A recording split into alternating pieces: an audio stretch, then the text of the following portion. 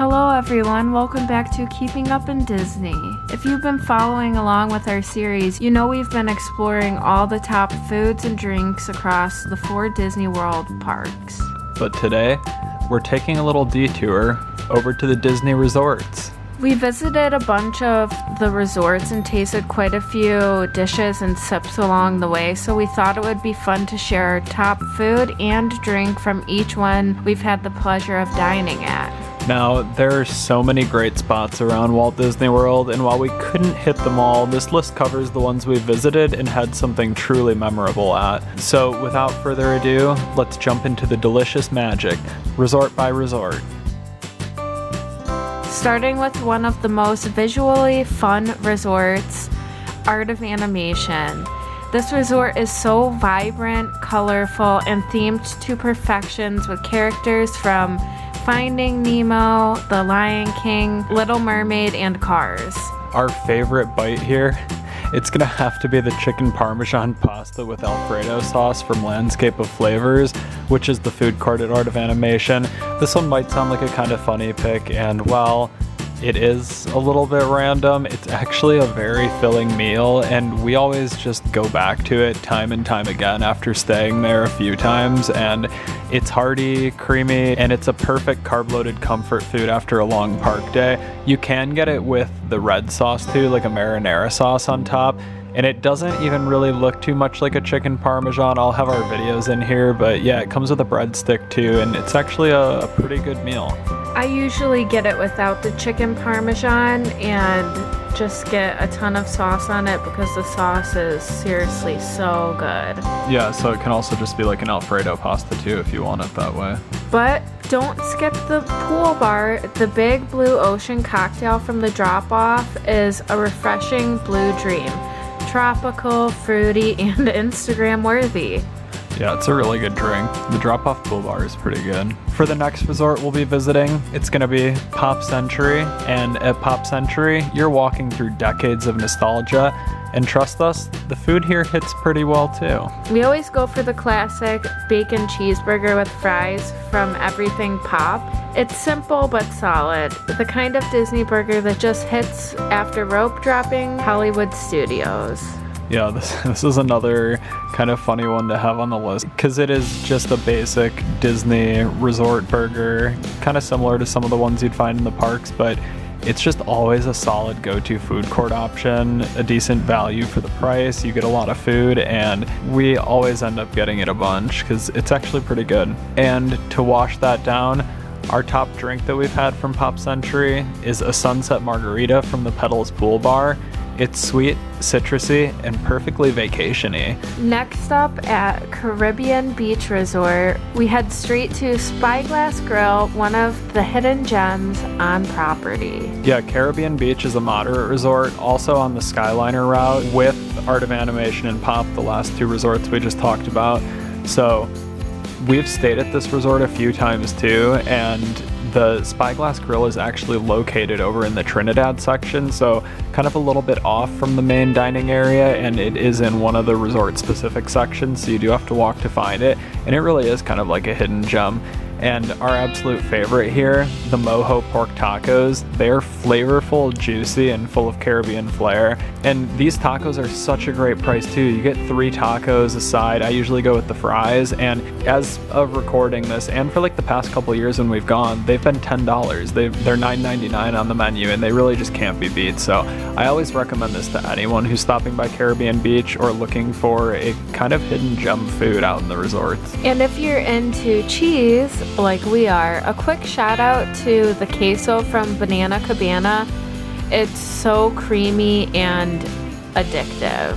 I tried it this last year for the first time. I did not know they had it on the menu until we got there, and I just had to get it. It was so good.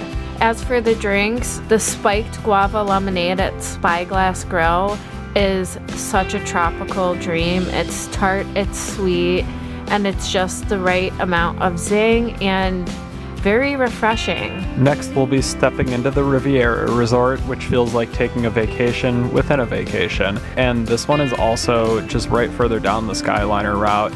right past Caribbean Beach if you're coming from Art of Animation and Pop Century. So it's another one that we visited a few times, and we really like stopping here to walk around and grab some food and drinks. From Primo Piatto, we love their flatbreads. It has a crispy crust, gooey cheese, and it's a great grab-and-go option.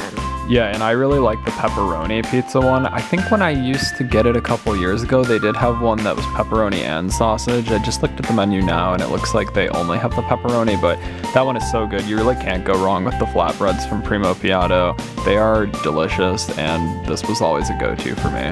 And the drink of choice for the Riviera, we're gonna go with the Il Tramonto from Bar Riva. It's light, citrusy, and elegant, just like the resort itself. And Bar Riva does have some good food too, so that's another place we definitely recommend stopping into if you're going to the Riviera. Over at the Beach Club, we're all about comfort food. The Beach Club is a resort that's in the Boardwalk area, just right kind of outside Epcot. And we love going over to the Boardwalk area, walking around by Beach Club and the Boardwalk Resort and Yacht Club too. But we did have a really great dining experience at Beach Club, and we're kind of a little split on this one because we both loved our meal that we had. So Jamie, for her favorite thing that she had at Beach Club, she picked the chicken tenders with tater tots, and I asked for cheese sauce, but didn't realize they were going to give me a massive soup bowl of cheese sauce. So that was even better. It was amazing, and I think about that all the time. And I would have to go with the French dip sandwich, also from Beaches and Cream, that I tried. We can't choose, we won't choose between them, so we just had to put both on the list here. And for a fun drink, we love the Beach Ball cocktail from Beaches and Cream. It's bright, beachy, and totally on theme.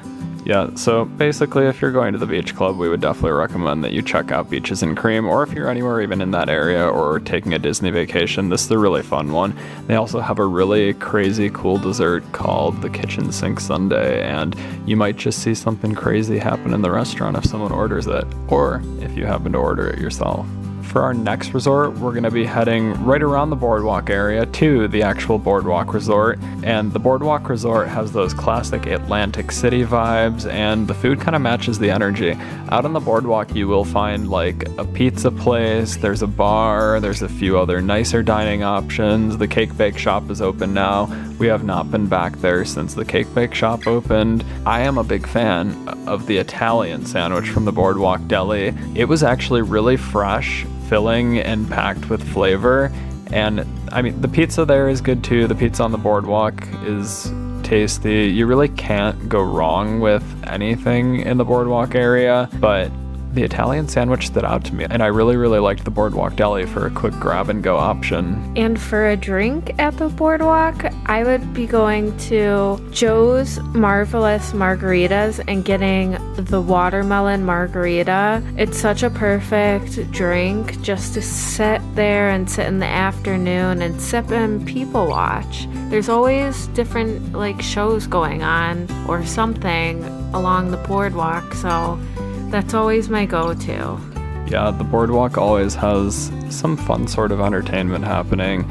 And if you head a little further down by the actual resort, past the margarita stand and the deli, you can play some fun kind of carnival type games too, like Lava Lobster. The next resort we're going to be heading over to is the Grand Floridian. And we really, really enjoyed dining here when we went to the Grand Floridian Cafe. We did fall in love with the cheesy hash brown casserole. It came with the grand breakfast. It's so warm, melty, and comforting. They actually used to serve this at Art of Animation when we stayed there back in 2019. They no longer have it anymore, but it's seriously so amazing. We've even tried to make it at home. It's one of my favorite Disney foods. Yeah, so it's kind of almost like a side, but we are putting it here on our favorite foods list because it was that much of a standout. And for the Grand Floridian, we don't have a drink because I don't think we've tried any drinks there. We have always wanted to go to the Enchanted Rose but have never made it around to it. So instead of having a drink for Grand Floridian, we're pairing it with a drink from the Polynesian, which is the resort right next to it on the monorail line. You cannot go to the Poly without stopping at the Tambu Lounge. Lapu. This drink is served in a giant pineapple. Need we say more? It's so fruity, it's really strong, and it's iconic. We always have to get this whenever we go to the Polynesian. And it's just so nice getting a lapu, walking around the Polynesian and sipping on it and looking at some of the beautiful views. It's nice even just sitting there on the little beach that they have and watching the fireworks at night too. So if you want to leave Magic Kingdom early before the fireworks, you can just hop on the monorail to the Polynesian Resort, get a lapu and sit out on the beach in the sand and enjoy a pineapple drink and watching the fireworks. Next up, we have the Wilderness Lodge. The Wilderness Lodge gives off cozy, woodsy vibes, and the food matches. We really loved the prime rib and potatoes from Storybook Dining at Artist Point with Snow White. It was actually so flavorful and satisfying, a really, really good meal. Plus, you get character dining with the Evil Queen, Grumpy, Dopey, and Snow White, of course. The Enchanted Apple cocktail there is also a highlight, sweet with a little bite, just like Snow herself, but don't worry, it's not poisonous. Yeah, so if you do get the chance to go out to the Wilderness Lodge and want to do a really delicious and super fun character dining, we would definitely recommend that Storybook Dining at Artist Point. It is slightly on the pricier side, but most character meals are, and we would definitely recommend this one. Next, we're gonna head over to Port Orleans French Quarter, and this one was easy for us to pick our top food from. Of course, it's the beignets.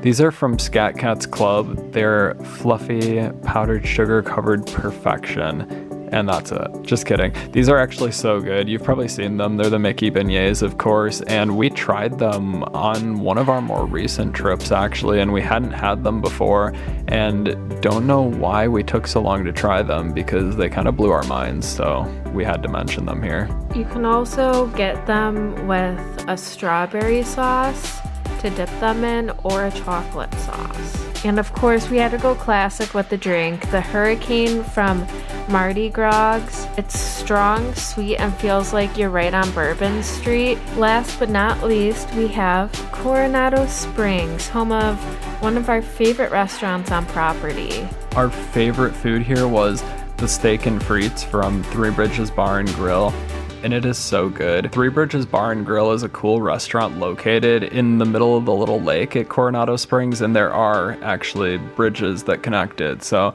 it's in the middle of them, and it's really cool to see out on the water, and it's really cool to dine at too, looking out at Coronado. And it's just really pretty and actually has such good food. The steak and frites had some perfectly cooked steak, really crispy, delicious fries, and it does come with a chimichurri sauce that I personally didn't really eat, but it's there if you want it. And don't sleep on their sangria plate. You get to try multiple flavors, and it's a perfect way to wind down by the lake.